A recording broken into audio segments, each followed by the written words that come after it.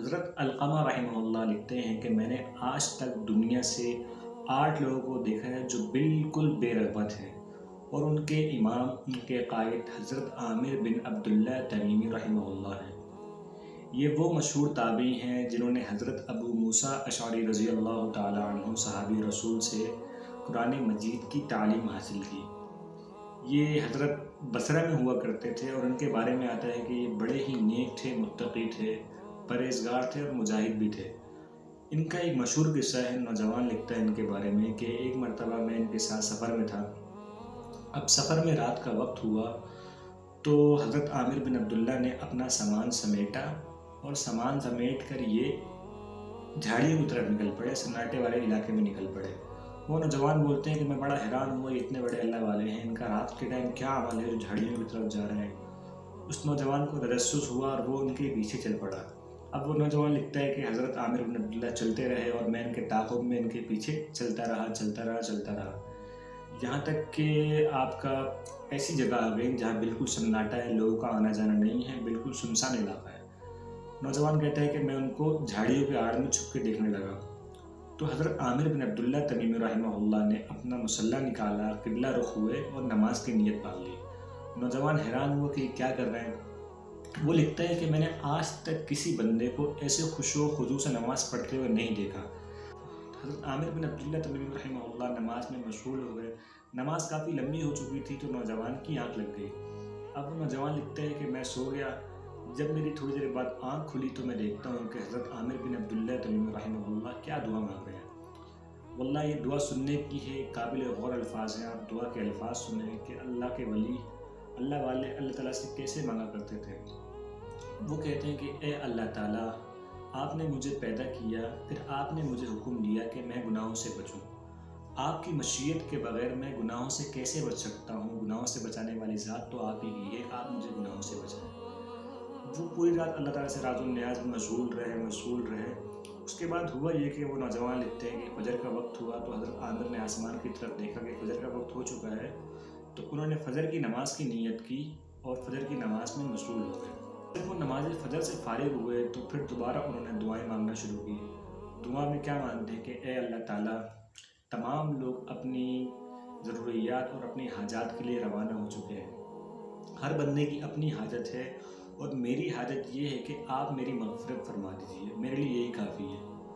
فرماتے ہیں کہ اے اللہ تعالیٰ، میں نے آپ سے 3 چیزوں کا سوال کیا تھا، ان میں سے 2 چیزیں تو آپ نے میری پوری کر دی ہیں، لیکن ایک دعا میری ابھی تک قبول نہیں ہوئی۔ دعا سے وہ فارغ ہوئے تو انہوں نے اس نوجوان کو جھاڑیوں کے پیچھے چھپا دیکھ لیا۔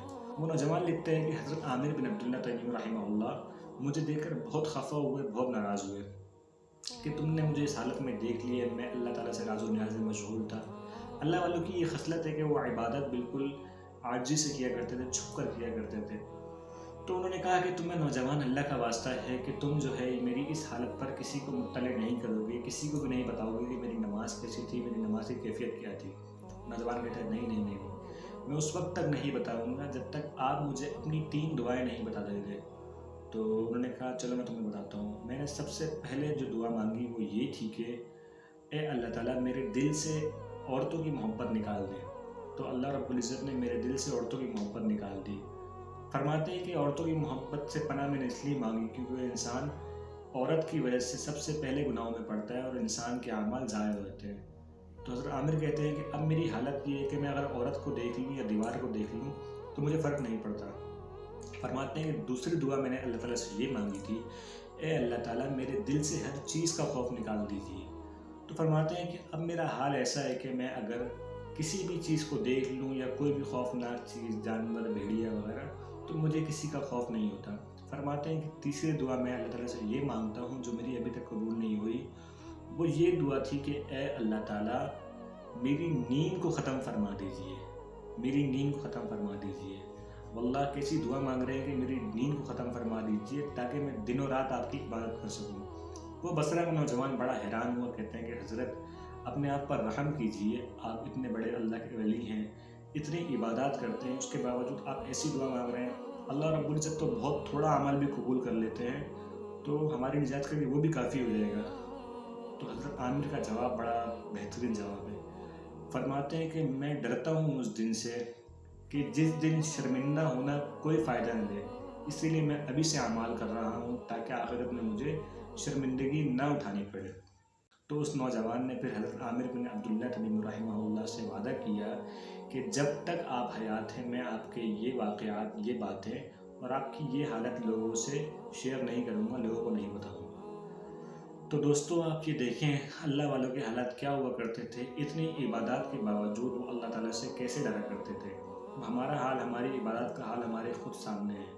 دعا ہے کہ اللہ تعالیٰ ہم لوگوں کو اپنی معرفت نصیب فرمائے، اپنا تقوی نصیب فرمائے اور ہمیں بھی نیک اعمال اور اس کو بچانے کی توفیق عطا فرمائے۔